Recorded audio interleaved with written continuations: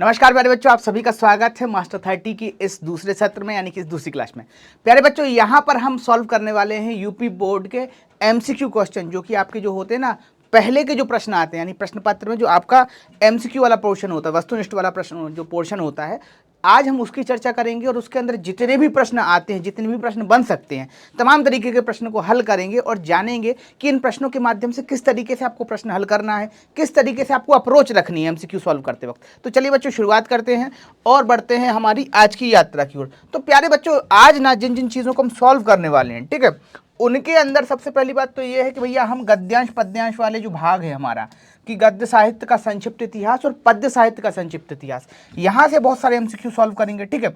उसके बाद करेंगे काव्य सौंदर्य के जो तत्व होते हैं, ठीक है, यानी कि जैसे आपका रस हुआ, छंद हुआ और अलंकार हुआ, इन चीज़ों को यहाँ पर हम सॉल्व करने वाले हैं। यहाँ से जो जो एमसीक्यू आने वाले हैं, ठीक है, उन सभी को हम जो है वो सॉल्व करने वाले हैं। तो चलिए बच्चों, बढ़ते हैं आगे फटाफट। सबसे पहला जो प्रश्न इसी क्रम में वो इस प्रकार से है, जयशंकर प्रसाद किस युग के कवि हैं? ऑप्शन नंबर ए है प्रगतिवाद, ऑप्शन नंबर बी है शुक्ल युग, ऑप्शन नंबर सी है प्रयोगवाद और ऑप्शन नंबर डी है भारतेंदु युग। तो प्यारे बच्चों, यहाँ पर जो आपका राइट आंसर होगा ये होगा शुक्ल युग। अब देखो, शुक्ल युग को ना छायावाद भी कहा जाता है, ठीक है। तो जो गद्य की दृष्टि से शुक्ल युग है, वही पद्य की दृष्टि से छायावाद है, ठीक है, ये बात याद रखना।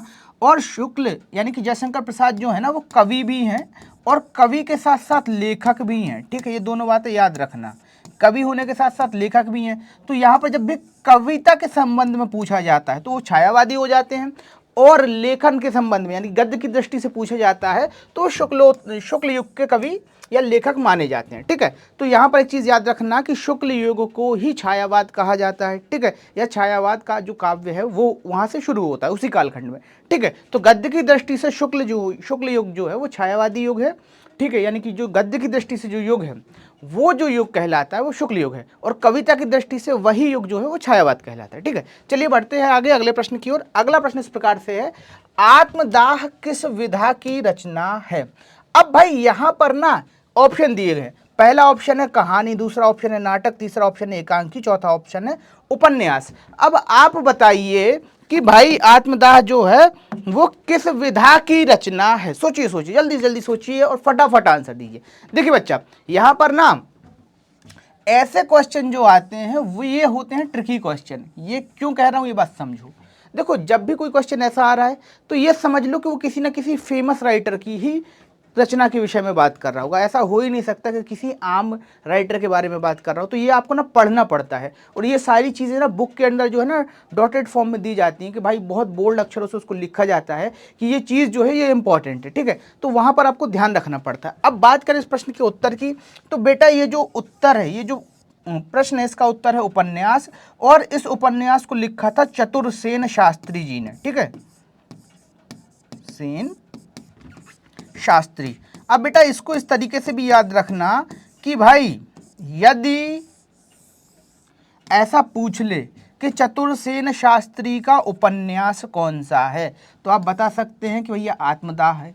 अगर ये पूछ ले कि चतुरसेन शास्त्री किस युग के लेखक हैं, तो आप बताइएगा कि भैया शुक्ल युग के प्रसिद्ध लेखकों में से एक है, ठीक है। किस युग के लेखक है? शुक्ल युग के, ठीक है। तो यहाँ पर बेटा हमने एक क्वेश्चन से 3 क्वेश्चन सॉल्व कर लिए कि चतुरसेन शास्त्री किस युग के लेखक है? शुक्ल युग के। उनकी जो रचना है उनका क्या नाम है? आत्मदाह, ठीक है। और आत्मदाह किस विधा की रचना है? आत्मदाह जो है वो उपन्यास विधा की रचना है, ठीक है बच्चा। चलिए आगे बढ़ते हैं अगले प्रश्न की ओर। अगला प्रश्न आपसे पूछा जा रहा है, त्रिवेणी किसकी रचना है? तो भैया जी फटाफट बता दीजिए त्रिवेणी किसकी रचना है। ऑप्शन इस तरीके से आपके सामने है, जयशंकर प्रसाद, निराला, रामचंद्र शुक्ल, हजारी प्रसाद द्विवेदी। प्यारे प्यारे बच्चों, फटाफट आंसर दीजिएगा, और यहाँ से ना थोड़ा सा सोचना भी है आपको। देखो, त्रिवेणी जो है वो किस प्रकार की रचना है, यहाँ एक चीज़ और भी है कि भाई त्रिवेणी जो है वो किस प्रकार की रचना है, ये भी एक प्रश्न हो सकता है। तो सबसे पहले इस प्रश्न का उत्तर हम जान लेते हैं। त्रिवेणी जो है ना बेटा वो रामचंद्र शुक्ल की रचना है, ठीक है। शुक्ल जी ने जो है वो त्रिवेणी को लिखा था, ठीक है। अब यहाँ पर दूसरा प्रश्न ये आपसे पूछा जा सकता है कि त्रिवेणी किस प्रकार की रचना है। तो प्यारे बच्चों, त्रिवेणी जो रचना है वो एक प्रकार की आलोचना है। क्या है? आलोचना ग्रंथ है, ठीक है।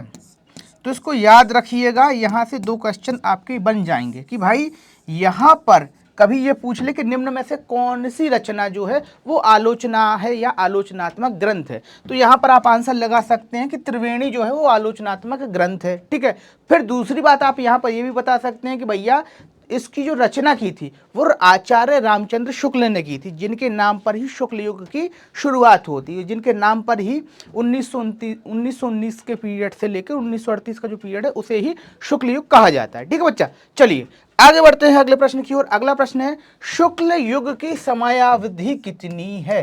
तो भैया फटाफट बता दो शुक्ल युग की समयावधि कितनी है। ऑप्शन दिए हैं 1936 से 1943, ऑप्शन नंबर बी है 1919 से 1938, ऑप्शन नंबर सी है 1900 से 1918, ऑप्शन नंबर डी है उपरोक्त में से कोई नहीं। ठीक है, तो यहां पर भैया बता दो फटाफट की उचित उत्तर क्या होगा, और इसके बाद जब एक बार गैस कर लो, ठीक है, फिर उसके बाद मैं उत्तर बताता हूं। ठीक है, पहले गैस कर लो फिर उत्तर बताता हूं। ठीक है, देखो इस तरीके के प्रश्न को ना हल करने का एक टेक्निक ये भी है कि इसको पढ़ना ही पड़ता है। अगर आपको पता है तभी आप आंसर लगा पाएंगे, वरना नहीं लगा पाएंगे। ठीक है, तो यहाँ पर जो आपका उचित उत्तर है वो होगा ऑप्शन नंबर बी। ठीक है, 1919 से 1938 तक इसी युग को क्या कहा जाता है?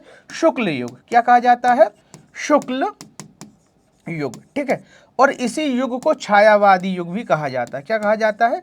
छायावाद। ठीक है, कविता में ये छायावाद की दृष्टि से देखा जाता है। ठीक है, अब बेटा इस क्वेश्चन को कैसे करोगे तो यहाँ समझो, एक चीज बताता हूँ।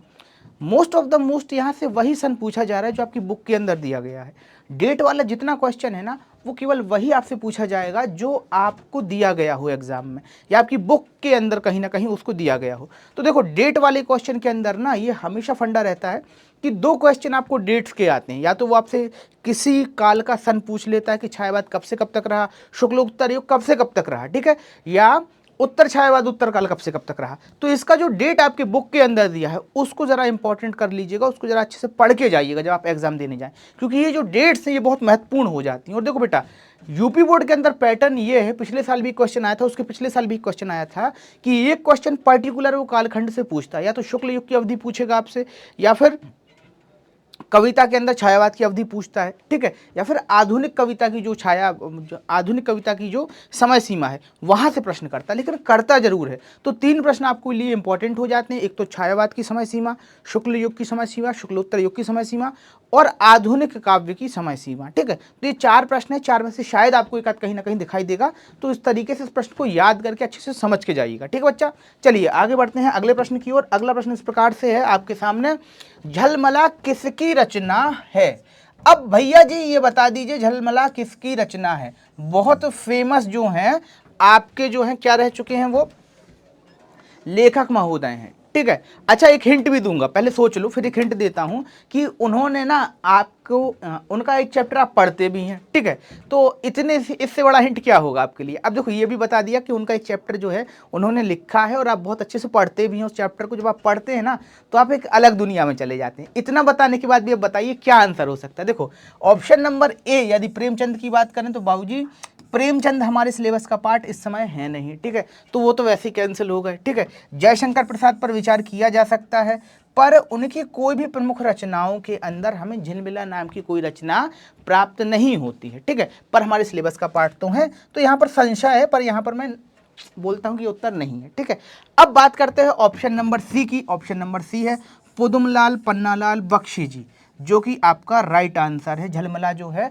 वो उनकी रचना है। ठीक है, यहाँ पर आपको कई रंग देखने को मिलेंगे, कई ऐसी बातें जो है एक लेखक की दृष्टि से आपको इस कविता के अंदर, इस किताब के अंदर आपको देखने को मिलती है। ठीक है, चलिए बच्चा आगे बढ़ते हैं अगले प्रश्न की ओर। अगला प्रश्न इस प्रकार से है, जय पराजय किस विधा की रचना है? ये बेटा इंपॉर्टेंट है। ठीक है, क्योंकि देखो क्वेश्चन इंपॉर्टेंट कभी भी नहीं होता है, क्वेश्चन का पैटर्न इंपॉर्टेंट होता है। क्वेश्चन तो बदलते रहते हैं, इतना बड़ा बुक है आपका, उसमें से क्वेश्चन निकालते रहिए, बनाते रहिए, लेकिन क्वेश्चन का पैटर्न क्या है? जब भी आप एग्जाम दे रहे हो ना तो उस क्वेश्चन को एनालाइज करिए कि उसका पैटर्न क्या है, क्योंकि उसी तरीके से जब है ना आपके प्रश्न बनते हैं। ठीक है, तो यहाँ जब भी आप एमसीक्यू सॉल्व करने बैठें उस एमसीक्यू के पैटर्न पे बहुत ज़्यादा ध्यान दीजिए कि वो किस तरीके से पूछा जा रहा है आपसे, क्योंकि लगभग हर परीक्षा का पैटर्न फिक्स होता है और उसी तरीके के एमसीक्यू, उसी तरीके के बहुविकल्पीय प्रश्न आपको देखने के लिए मिलते हैं परीक्षा में।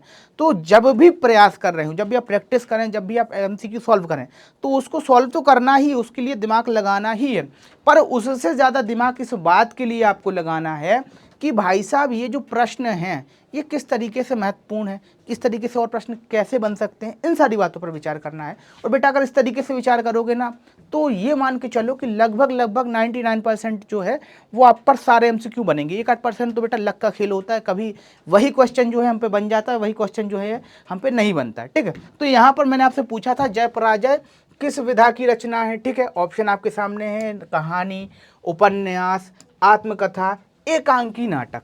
तो भैया अब आपको बताना है कि ये किस विधा की रचना है। अब देखो जोर तो दिमाग पे लग रहा होगा, लेकिन यहाँ पर मैं एक सहूलियत आपको देता हूँ कि ये कहानी नहीं है, ठीक है, ये उपन्यास भी नहीं है, ठीक है। अब आत्मकथा और एकांकी में से चुनना है। अब जरा सोच के देखो क्या है, देखो सोच लो पहले फिर बताना। ये जो है बेटा एक एकांकी नाटक है। क्या है? एकांकी नाटक, ठीक है, जिसे लिखा था उपेंद्र नाथ अश्क ने। उपेंद्र नाथ अश्क, ठीक है। तो भैया उपेंद्र नाथ अश्क द्वारा इसको लिखा गया था। अब यहाँ पर एक चीज़ और ध्यान रखना कि उपेंद्र नाथ अश्क ऐसे लेखक हैं जो छायावाद काल में भी थे, जो हैं शुक्ल युग के अंदर भी माने जाते हैं और शुक्लोत्तर युग के बाद भी इनको माना जाता है। तो कभी ऐसा क्वेश्चन आ जाए कि निम्न में से कौन सा लेखक जो है शुक्ल एवं शुक्लोत्तर दोनों युगों में का लेखक माना जाता है या दोनों युगों के का समवर्ती लेखक माना जाता है, तो भाई साहब ये जो है ना हमारे उपेंद्र नाथ अश्क महोदय जी होंगे इस प्रश्न का उत्तर। ठीक है बच्चा, चलिए आगे बढ़ते हैं अगले प्रश्न पर। अगला प्रश्न क्या है? निम्न में से कौन सा शुक्लोत्तर युग के लेखक नहीं, या निम्न में से कौन से शुक्लोत्तर युग के लेखक नहीं है? ऑप्शन क्या है? धर्मवीर भारती, यशपाल, इलाचंद जोशी, बालकृष्ण भट्ट। तो भैया फटाफट बता दो। अब ये क्वेश्चन तो देखो बिल्कुल इजी है। धर्मवीर भारती की एकांत रचना आपने पढ़ा ही होगा, ठीक है, ऐसा हो नहीं सकता कि धर्मवीर भारती को आपने ना पढ़ा हो, इतना बड़ा राइटर है, उसके बारे में तो आप सबको सब लोग जानते हैं, ठीक है। यशपाल की कई कहानियां फेमस है, कई उपन्यास फेमस है, जिसमें से झूठा सच, ठीक है, बहुत फेमस उपन्यास है, ठीक है, तो वहाँ पर भी बहुत सारी चीज़ें हैं। फिर इलाचंद जोशी को तो आप सभी जानते हैं, और एंड में आते हैं बालकृष्ण भट्ट। तो बेटा बालकृष्ण भट्ट जो हैं वो जो है वो भारतीय शुक्लोत्तर युग के लेखक नहीं है, वो भारतेंदु युग के लेखक है। किसके लेखक हैं? भारतेंदु,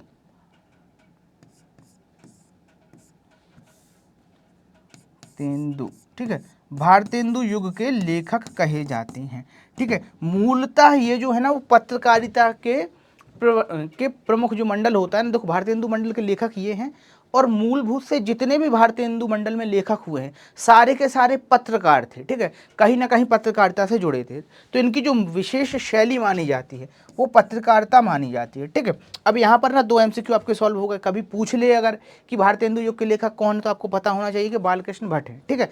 यहाँ पर एक कन्फ्यूज़न और हो जाता है, पर वो अभी नहीं हुआ, जब आगे होगा तब बताएंगे, ठीक है। अब देखो अपनी खबर किसकी आत्मकथा है? यहाँ पे क्वेश्चन मिस हो गया बेटा, ठीक है, किसकी आत्मकथा है? अब ऑप्शन आपके सामने है, पांडे बेचन शर्मा, उग्र, अमृत राय, रामविलास शर्मा, बच्चन सिंह। यहाँ पर ये ऑप्शन आपके सामने दिए गए हैं। अब इन ऑप्शंस में से आपको चुनना है कि भैया जी ये जो आत्मकथा है ये किसकी आत्मकथा। देखो बेटा आत्मकथा लिखने का जो दौर है ना वो बहुत छाया हुआ था एक समय, ठीक है। हर बड़े बड़े लेखक ने अपनी आत्मकथा लिखने का प्रयास किया है, कुछ लेखकों ने अपनी आत्मकथा नहीं लिखी है, ठीक है।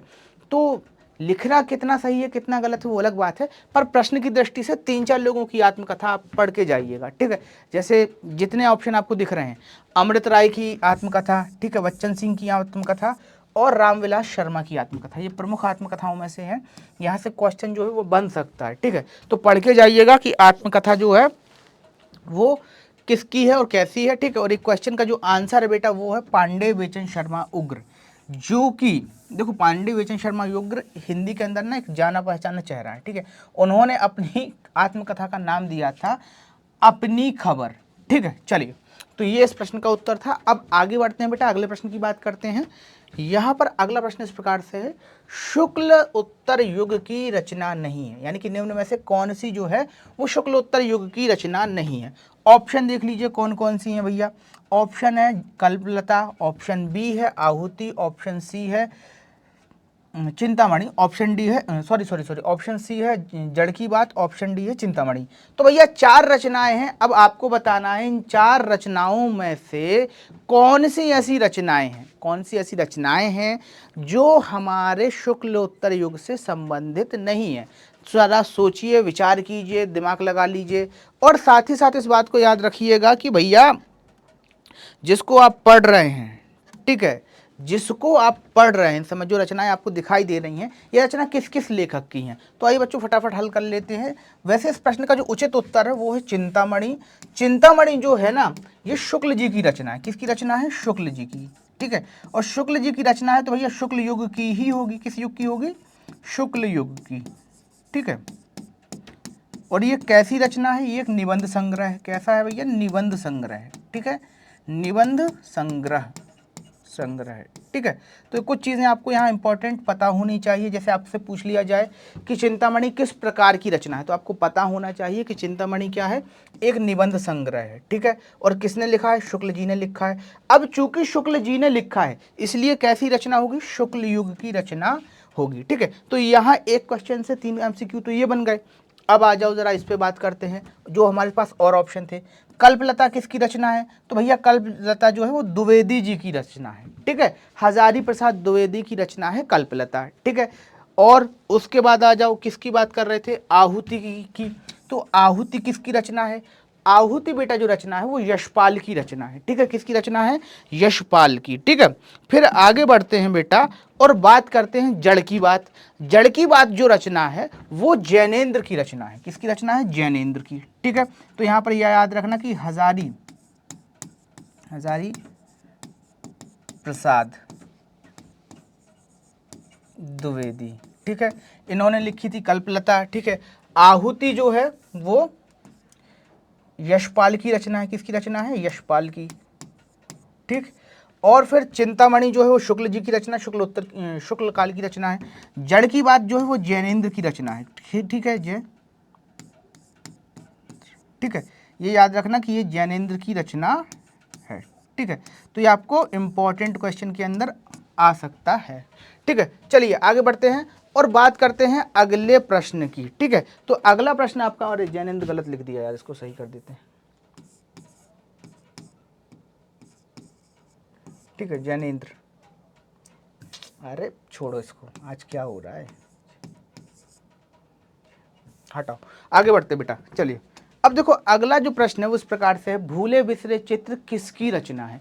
ऑप्शन दिया है भूले बिसरे चित्र किसकी रचना है, और ऑप्शन इस प्रकार से धर्मवीर भारती, यशपाल, इलाचंद्र जोशी, भगवती चरण वर्मा।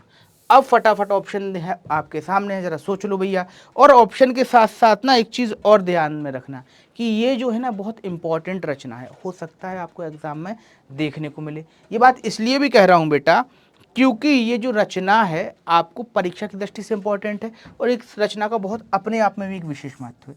ये जो रचना है बेटा ये भगवती चरण वर्मा की रचना है, ठीक है। और एक तरीके का ये उपन्यास है जिसे कहा जाता है भूले बिसरे चित्र। चलिए आगे बढ़ते हैं, अगले प्रश्न की ओर बढ़ते हैं। अगला प्रश्न इस प्रकार से है, आंसू के रचनाकार कौन है? तो भैया ये क्वेश्चन तो बिल्कुल सिंपल है, आपको आता होगा। ऑप्शन इस प्रकार से, मैथिली शरण गुप्त, महादेवी वर्मा, जयशंकर प्रसाद, अयोध्या से उपाध्याय, हरि औध। तो भैया मैथिली शरण गुप्त की रचना भी नहीं है, महादेवी वर्मा की भी रचना नहीं है, आंसू जो है वो जयशंकर प्रसाद की रचना है, ठीक है। अब आगे बढ़ते बेटा अगले प्रश्न की ओर। अगला प्रश्न इस प्रकार से है, छत्रसाल दशक के रचनाकार कौन है? तो भैया छत्रसाल दशक के जो रचनाकार हैं उनके विषय में हमसे प्रश्न पूछा जा रहा है, और इस प्रश्न का उत्तर भी जो है वो हमें देना पड़ेगा। कैसे देना पड़ेगा ये फटाफट समझ लेते हैं। तो सबसे पहला जो ऑप्शन है वो छत्रसाल। तो छत्रसाल दशक के रचनाकार छत्रसाल नहीं है। छत्रसाल एक राजा का नाम था, बुंदेलखंड के अंदर ना छतरपुर एक जिला पड़ता है, वहाँ के राजा का नाम छत्रसाल था, ठीक है। तो वो उसने क्या किया था, अपने समय में मुगलों से लोहा लिया था, ठीक है, मलेच्छों से उसने लोहा लिया था, ठीक है, इसीलिए उसके इतनी कीर्ति है बुंदेलखंड में, ठीक है। और फिर दूसरी बात करते हैं ऑप्शन नंबर बी की, भूषण। ऑप्शन नंबर सी है जगनिक, और ऑप्शन नंबर डी है मतीराम। तो बेटा ये जो लिखा था ये लिखा था भूषण ने, ठीक है, छत्रसाल दशक। और भूषण जो है वो रीतिकाल के कवि हैं, ठीक है। किसके काल के कवि हैं? रीतिकाल के, ठीक है। और रीतिकाल में भी कैसे कवि हैं? रीतिकाल के कवि होने के बाद भी ये श्रृंगार पलक कवि नहीं है, ये वीर रस के कवि हैं, ठीक है। किसके कवि हैं? वीर रस के कवि, ठीक है। तो कभी ऐसा कोई प्रश्न आ जाए कि भाई भूषण किस काल के कवि हैं, तो आपको पता होना चाहिए रीति काल के कवि हैं। वीर रस का कवि किसे कहा जाता है, तो वीर रस का कवि भी किसे कहा जा रहा है, भूषण को कहा जा रहा है, ठीक है। ये बात जो है वो अपने जहन में थोड़ा सा ध्यान रखिएगा, परीक्षा के अंदर आपको सफलता और सरलता दोनों चीज़ें जो हैं वो यहाँ से उपलब्ध होने वाली हैं। चलिए अब बात करते हैं बेटा अगले प्रश्न की। अगला प्रश्न है झरना काव्य ग्रंथ के कवि हैं, ठीक है। अब झरना काव्य ग्रंथ के कवि कौन है भैया, फटाफट ऑप्शन पर आ जाते हैं। तो ऑप्शन नंबर ए है Jaishankar Prasad, option number B है Suryakant Tripathi Nirala, option number D जो है वो है महादेवी वर्मा, और ऑप्शन नंबर सी जो है वो है Mahadevi Verma, option number D है भगवती मैथिली शरण गुप्त। तो प्यारे बच्चों यहाँ पर जो आपका राइट आंसर है वो है जयशंकर प्रसाद, जिन्होंने झरना लिखा था, ठीक है। अब यहाँ पर एक चीज़ और याद रखना कि भाई ये तो हो गया प्रश्न का उत्तर, पर जयशंकर प्रसाद, सूर्यकांत त्रिपाठी निराला, महादेवी वर्मा, इन्हें जो है छायावाद का कवि माना जाता है, ठीक है। छायावाद के ये प्रमुख कवि हैं। किसके कवि हैं, छायावाद के, ठीक है। तो कभी क्वेश्चन आ जाए छायावाद के प्रमुख कवि हैं, तो कौन कौन से प्रमुख कवि हैं, जयशंकर प्रसाद, सूर्यकांत त्रिपाठी हैं, ठीक है, और महादेवी वर्मा है, इसी के साथ मैथिली शरण गुप्त है, प्रसाद पंत निराला, ठीक है। तो भैया यहाँ पर जो गुप्त जी नहीं है, पंत हैं, अरे यही है गुप्त, मैथिली शरण गुप्त नहीं है भाई, चलो ठीक है हटाओ। तो यहाँ पर 3 कवियों की चर्चा हमने यहाँ पर कर ली जो महत्वपूर्ण है, ठीक है। अब आगे बढ़ते हैं, ठीक है। अब देखिए अगला प्रश्न क्या है, कवि प्रिया ग्रंथ के या कवि प्रिया काव्य ग्रंथ के कवि हैं। अब कौन है भैया, तो आ जाओ, देखो ऑप्शन है केशव, ऑप्शन नंबर बी है देव, ऑप्शन नंबर सी है बिहारी, ऑप्शन नंबर डी है मतीराम। तो प्यारे बच्चों इस प्रश्न का जो उत्तर होगा वो होगा केशव, ठीक है। केशव जो है वो कवि प्रिया, ठीक है, और रामचंद्रिका, इनकी 2 रचनाएं प्रमुख मानी जाती हैं। एक तो कवि प्रिया मानी जाती है, एक मानी जाती है रामचंद्रिका, ठीक है, चंद्रिका, ठीक है, इंपॉर्टेंट है। तो कभी अगर परीक्षा के अंदर देखने को मिल जाए, ठीक है, तो ये है। देव जो है वो भी जो है वो रीतिकाल के कवि हैं, बिहारी भी रीतिकाल के कवि हैं, और मतीराम भी जो हैं वो रीतिकाल के कवि हैं। तो चारों के चारों रीतिकाल के कवि हैं, पर इनमें से जो प्रमुख कवि हैं, ठीक है, वो है केशव, और केशव जो है वो रीतिबद्ध कवि हैं, ठीक है। इसी कारण इन्हें कठिन काव्य का प्रीत कहा जाता है। केशव के बारे में ऐसी कहानी है कि एक बार क्या होता है कि तुलसीदास की बहुत ख्याति हो जाती है रामचरितमानस के कारण। तो केशव जो होते हैं ना, तुलसीदास से होड़ करने के कारण क्या करते हैं कि रामचंद्रिका की रचना करते हैं, और एक रात में, ऐसी कहानी है, अब हकीकत क्या है वो हमें भी नहीं पता, आपको भी नहीं पता, ठीक है, लेकिन ऐसी मान्यता है कि एक रात में इन्होंने रामचंद्रिका की रचना करी थी, ठीक है। अब रामचंद्रिका का अपना एक महत्व है, ठीक है, इसे छंदों का अजायब घर भी कहा जाता है, ठीक है। तो यहाँ पर एक ये साइड इन्फॉर्मेशन थी, मेन क्वेश्चन हमारा यही था कि कवि प्रिया के रचनाकार कौन थे, यानी कि कवि प्रिया काव्य ग्रंथ के कवि कौन थे, तो भाई उसके कवि थे जो केशव महाराज थे, ठीक है।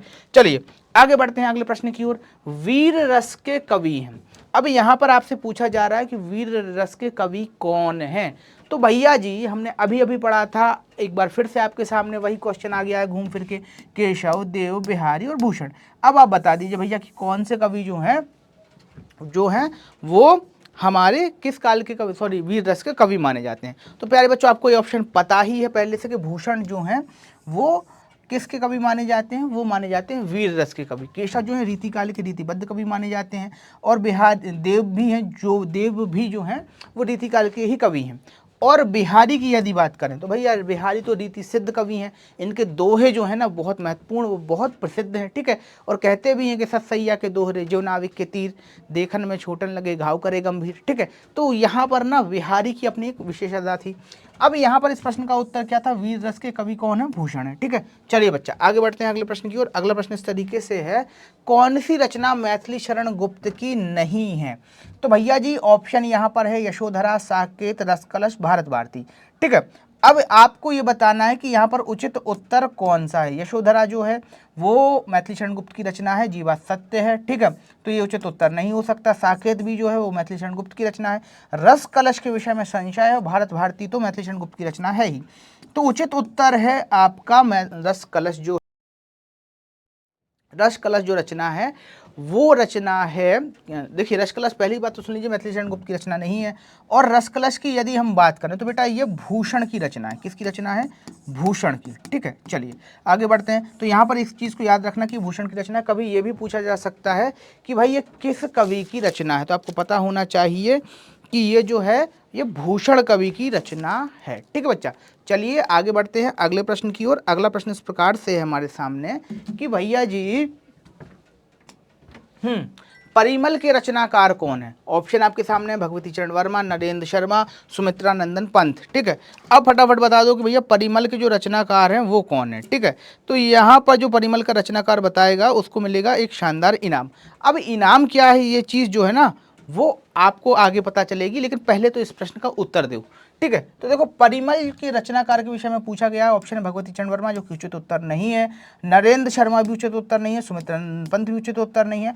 अब बचते हैं केवल निराला। तो बेटा देखो निराला जी की रचना है परिमल, इसके साथ साथ अनामिका, कुकुरमुत्ता, सरोज स्मृति, ठीक है, और राम की शक्ति पूजा जो कि पिछले साल पूछा गया था, कुछ प्रसिद्ध इनकी रचनाएं हैं। चलिए आगे बढ़ते हैं अगले प्रश्न की ओर। अगला प्रश्न इस प्रकार से है, रीतिकाल का समय सीमा। ठीक है, रीतिकाल की समय सीमा आपसे पूछी जा रही है, तो फटाफट बेटा आंसर देना है। जरा इस चीज़ को सोचिए समझिए कि रीतिकाल की समय सीमा जो है वो क्या है। देखो ऑप्शन के अंदर ना एक चीज़ बताई गई है। क्या बताया गया है कि 1700 विक्रम संवत से 1900, फिर बताया गया है 1300 से 1443 तक, फिर बताया गया है 1900 से अब तक, और अंत में बताया गया है उपरोक्त में से कोई नहीं। तो प्यारे बच्चों जो उचित उत्तर होगा वो होगा आपका 1700 विक्रम संवत से 1900। ठीक है, इसी काल को जो है ना रीतिकाल कहा जाता है। ठीक है, जहाँ पर केशव आपको देखने को मिलेंगे, जहाँ पर आपको क्या नाम से बिहारी देखने को मिलेंगे, देव मिलेंगे, मतीराम मिलेंगे, ऐसे बहुत से बड़े बड़े कवि जो है वो आपको यहाँ पर देखने मिलेंगे।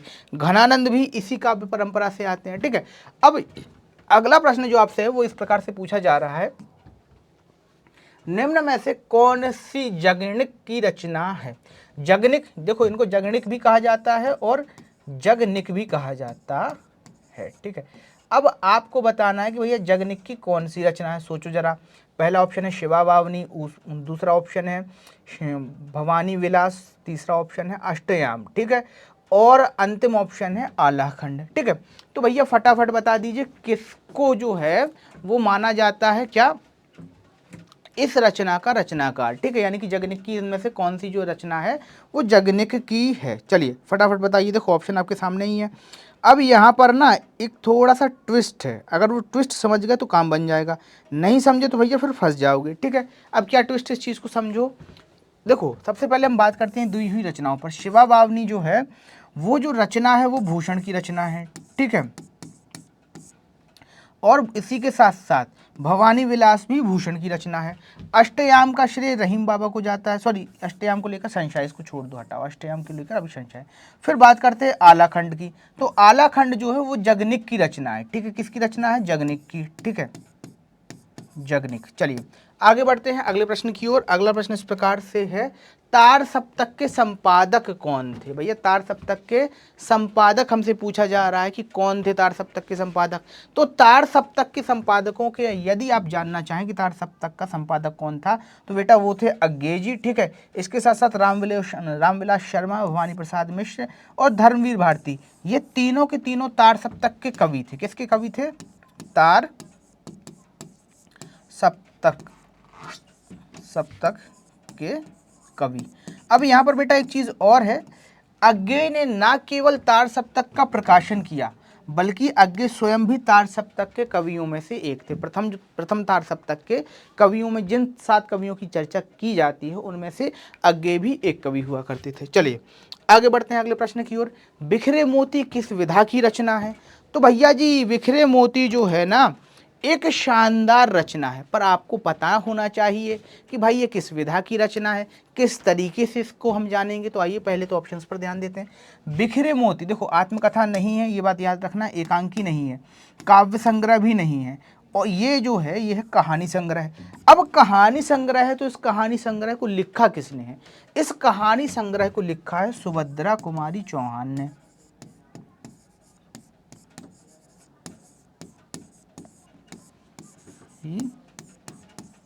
चौहान, ठीक है, इन्होंने इस काव्य संग्रह को लिखा है। ठीक है, तो ये बात याद रखिएगा कि सुभद्रा कुमारी चौहान ने इस काव्य संग्रह को लिखा है, सॉरी कहानी संग्रह को लिखा है, जिसका नाम है बिखरते मोती। चलिए बात करते हैं आगे की। अगला प्रश्न है करुण रस का स्थायी भाव है। तो भैया करुण रस का स्थायी भाव होता है शोक। ठीक है, ठीक। अब यहाँ जो है ऑप्शन नंबर ए आपका राइट आंसर हो जाएगा। भय जो है वो किसी का नहीं होता, आश्चर्य जो होता है वो शांत रस या निर्वेद का होता है। ठीक है, जो सिंगारहास के साथ करुणावीर बखान, रौद्र भयानक भीवत्स, अद्भुत शांत सुजान। तो बेटा यहाँ पर आपके सिलेबस में दो ही रस हैं। कौन कौन से हैं? एक तो करुण रस है और एक है हास, ठीक है, या हास्य रस। ठीक है, तो एक के विषय में तो हमने चर्चा कर ली, आइए दूसरे के विषय में चर्चा करते हैं। दूसरा जो रस है, यानी कि दूसरा क्वेश्चन आपका इस प्रकार से है, हास्य रस का स्थायी भाव क्या है? तो बेटा हास्य रस का जो स्थायी भाव है वो हास्य ही होता है। और यहाँ पर ना एक पैटर्न देखो, पिछले वाले पैटर्न में क्या था कि आपको थोड़ा बहुत लिखना पड़ता था, इस वाले में क्या है कि आपको टिक मार्क करना है। तो यहाँ पर दो चीज़ें बहुत इंपॉर्टेंट हो जाती हैं, दो चीज़ तरीके के क्वेश्चन आ सकते हैं। या तो आपको रस देकर स्थायी भाव पूछ लेगा, ठीक है, जैसा हमने अभी किया, और या फिर ये कर सकता है कि आपको एक पंक्ति दे दे और उसमें पूछ ले कि इसमें कौन सा रस है। बस ये दो तरीके ही हो सकते, तीसरा तरीका अब हो नहीं सकता एमसीक्यू में टिक मार्क क्वेश्चन में उत्तर बताने का। ठीक है, क्योंकि आपको अब शीट काला करना है, शीट पे गोला लगाना है। ठीक है, तो ये दो ही तरीके होते हैं वहाँ। चलिए आगे बढ़ते हैं। चहुदिसि कान कान कही टेरत, असुवन बहत पनारे, में कौन सा रस है? भैया बता दो कौन सा रस है। देखो ऑप्शन नंबर एक है शोक, ऑप्शन नंबर बी है करुण रस, ऑप्शन नंबर सी है शांत, ऑप्शन नंबर डी है हास। तो भैया जी यहाँ पर है करुण रस। ठीक है, करुण का जो स्थायी भाव होता है वो होता है शोक। ठीक है, तो ऑप्शन नंबर ये आपका राइट होगा ही नहीं। अब चूंकि एक जगह एक पंक्ति में या एक लाइन में एक ही रस होगा, तो यहाँ पर बाकी के सारे जो उत्तर हैं वो नील हो जाते हैं, निरस्त हो जाते हैं। चलिए आगे बढ़ते हैं अगले प्रश्न की ओर। चरण कमल बंदौ हरि राई में कौन सा अलंकार है? तो भैया चरण कमल बंदौ हरि राई के अंदर यहाँ समझ लो ऑप्शन दिए गए हैं उपमा, ऑप्शन दूसरा है, ऑप्शन बी है उत्प्रेक्षा, ऑप्शन सी जो है वो है रूपक, और ऑप्शन डी है वो है अनुप्रास। अब बेटा जी यहाँ पर ना एक चीज़ याद रखना कि ऑप्शन नंबर सी यहाँ पर रूपक अलंकार जो है वो आपका उचित उत्तर होगा। अब रूपक अलंकार होता क्या है? तो यहाँ पर ना जब उपमेय को ही उपमान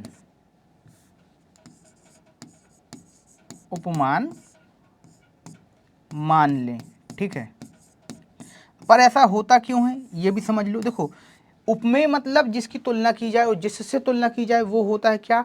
उपमान। ठीक है, अब यहाँ पर ना जब किसी भी पंक्ति के अंदर हम उपमेय को ही उपमान मान लें, मतलब दोनों के अंदर का भेद खत्म हो जाए, दोनों भेद रहित होकर अंगीकार हो जाए, एक समान दिखाई दे, वहाँ पर जो है ना आपका क्या होता है, वहाँ पर आपका होता है रूपक अलंकार। जैसे यहाँ पर कहा जा रहा है चरण कमल बंदौ हरि राई, तो चरण रूपी कमल की मैं वंदना कर रहा हूँ। तो यहाँ पर चरण रूपी कमल से क्या, चरण और कमल दोनों अलग अलग चीज़ें थी, पर यहाँ पर कह दिया गया चरण रूपी कमल, तो उपमेय और उपमान दोनों एक जैसे प्रतीत होने लगे, इसीलिए यहाँ पर रूपक अलंकार है। देखो अब ये बात आप समझ गए होंगे। चलिए बच्चों बढ़ते हैं आगे अगले प्रश्न की ओर। अगला प्रश्न इस प्रकार से है, पुलक प्रकट करती धरती तरण की नोकों से, मानो झूम रहे हो तरुमंद पवन के झोंकों से। इस पंक्ति में कौन सा अलंकार है? ऑप्शन देखो उपमा अलंकार है। तो भैया उपमा अलंकार की परिभाषा क्या है? उपमा के अंदर क्या किया जाता है कि जब उपमेय और उपमान में सादृश्यता हो, कि भाई उपमेय में किसी व्यक्ति वस्तु के अंदर गुणों के कारण ऐसा प्रतीत हो रहा हो कि दोनों में समानता है, तब वहाँ पर जो है वो उपमा अलंकार होता है। पर यहाँ पर ना किसी भी तरीके से हमें गुणों की सादृश्यता तो दिखाई ही नहीं दे रही है। ठीक है, तो ये हमारा उचित उत्तर नहीं होगा। फिर क्या कहा जा रहा है? श्लेष, जब एक शब्द के कई अर्थ निकले, क्या निकले? जब एक शब्द के कई अर्थ निकले और हर बार जो है वो अर्थ अलग अलग निकल रहा हो, ठीक है, तो वहाँ पर श्लेष होता है। तो ऐसा भी नहीं है यहाँ पर, तो श्लेष भी उचित उत्तर नहीं होगा। रूपक की चर्चा यहाँ पर देखो क्या है, क्या उपमेय और उपमान दोनों एक हो गए हैं। तो देखो पुलक प्रकट करती थी धरती तरण की नोकों से, मानो झूम रहे हो तरु मंद पवन के झोंकों से। अब यहाँ पर भैया कहीं भी जो है ना दोनों में साम्यता दिख ही नहीं रही है, तो यहाँ पर भाई साहब इसको भी राधे राधे करो और आगे बढ़ो अगले प्रश्न पर। यहाँ पर जो है ना वो है आपका उत्प्रेक्षा अलंकार। अब उत्प्रेक्षा का यहाँ पर चिन्ह है भी है, क्या है? मानो। वाचक शब्द क्या होता है? जनु जानो, ठीक है, मनु मानो, ठीक है, ठीक है। तो जहां भी आपको जनु जानो मनु मानो सो इफ दिख जाए, फटाफट वहाँ समझ जाइए कि वहाँ पर कौन सा अलंकार है, वहाँ पर जो है आपका कौन सा अलंकार होगा, उत्प्रेक्षा अलंकार होगा। चलिए बच्चा बढ़ते हैं आगे अगले प्रश्न की ओर। अगला प्रश्न इस प्रकार से है, निम्न में से कौन सा उपमा अलंकार का अंग है। तो भैया उपमेय की चर्चा कर रहे हैं, उपमान की चर्चा कर रहे हैं। उपमेय मतलब जिसकी तुलना की जाए, जिससे तुलना की जाए वह उपमान होता है। साधारण धर्म यानी कि जो इन दोनों के बीच का धर्म हो, जिसके आधार पर तुलना की जाए। जैसे मैंने कहा पीपर पात सरिस मंडोला, तो पीपर पात सरिस मंडोला के अंदर पीपल के पत्ते की तरह मन डोल रहा है, तो पीपल क्या हो जाएगा, आपका उपमेय हो जाएगा। ठीक है, उपमान क्या हो जाएगा, मन हो जाएगा, और सरिस हो जाएगा वाचक शब्द, क्योंकि इन दोनों की तरह जो है वो मन डोल रहा है। तो यहाँ पर ना उपमा अलंकार के अंदर उपमेय भी आता है, उपमान भी आता है, साधारण धर्म आते हैं, तीनों आते हैं। इसलिए आपका जो उचित उत्तर होगा वो होगा उपरोक्त सभी। ठीक है, तो चलिए बच्चा बढ़ते हैं आगे अगले प्रश्न की ओर। अगला प्रश्न इस प्रकार से है, किस छंद के प्रथम एवं तृतीय चरण में 11-11 मात्राएं एवं द्वितीय एवं चतुर्थ चरण में 13-13 मात्राएं होती हैं। ऑप्शन है दोहा, ऑप्शन बी है चौपाई, ऑप्शन सी है रोला, ऑप्शन डी है सोठा। तो बेटा दोहे के अंदर क्या होता है, जस्ट पहले होती हैं 13-13 मात्राएं, फिर होती हैं 11 मात्राएं। ठीक है, तो ये जो ऑप्शन है ये तो उचित उत्तर आपका है नहीं। ठीक है, फिर बात करते हैं चौपाई। तो चौपाई के अंदर 16 मात्राएं होती हैं, तो ये भी आपका उचित उत्तर नहीं है। रोला जो है वो भी उचित उत्तर नहीं है। ऑप्शन नंबर डी, क्योंकि देखो के अंदर होती हैं 24 मात्राएं। ठीक है, रोला जो है वो सममात्रिक छंद के अंदर आता है। ठीक है, अब एक ही ऑप्शन बचता है, ऑप्शन है क्या आपका सोरठा। सोरठा जो है ना उसके प्रथम चरण में, प्रथम एवं तृतीय चरण में 11-11 मात्राएं होती हैं, मतलब विषम चरण में विषम मात्राएं होती हैं। ठीक है, और चतुर्थ चरण में, ठीक है, चतुर्थ और तृतीय चरण में कितनी, 13-13 मात्राएं होती हैं। चलिए बच्चा आगे बढ़ते हैं अगले प्रश्न की ओर। अगला प्रश्न इस प्रकार से है, सोरठा में कुल कितने चरण होते हैं। भैया 2 चरण होते हैं, 6 होते हैं, 4 होते हैं या 8 होते हैं। तो यहाँ पर बेटा अभी हम पढ़कर आए थे जस्ट पहले वाले क्वेश्चन में कि कितने चरण होते हैं, इसमें 4 चरण होते हैं। कैसे, 1 2 3 4 चरण होंगे। ठीक है, तो इसीलिए यहाँ पर जो आपका उचित उत्तर हो जाता है वो होगा ऑप्शन नंबर सी। चलिए आगे बढ़ते हैं। अगला प्रश्न है, जो सुमृत सिद्धि होय गणनायक करि बर बदन, करहु अनुग्रह सोय बुद्धि राशि शुभ गुण सदन। यहाँ पर जो है ना कौन सा छंद है, यानी कि यहाँ पर कौन से छंद का प्रयोग किया गया है। तो देखो रोला छंद है क्या, तो जरा काउंटिंग करके देख लो, जो सुमृत सिद्धि होय गणनायक करि बर बदन, करहु अनुग्रह सोय बुद्धि राशि शुभ गुण सदन। ठीक है, अब यहाँ पर आपको मात्राएं गिनना है। ठीक है, मात्राएं जैसे ही गिनोगे आपका उत्तर आ जाएगा, तो ये रोला नहीं है। ठीक है, फिर बात करते हैं सोठा की। तो जी हाँ प्यारे बच्चों, हमने क्या पढ़ा था कि भाई 11-11 होंगी किसमें, विषम में। ठीक है, और सम में कितनी होती है, 13-13। ठीक है, तो यहाँ पर जो आपका उचित उत्तर है वो है क्या, सोरठा। ठीक है, तो आपका ऑप्शन क्या होगा, ऑप्शन नंबर बी जो है वो आपका राइट आंसर हो जाएगा। ठीक है, चलिए बच्चों मिलते हैं अगले सेशन में कुछ नया लेकर, कुछ खास लेकर। तब तक के लिए बने रहिए पीडब्ल्यू परिवार के साथ। धन्यवाद।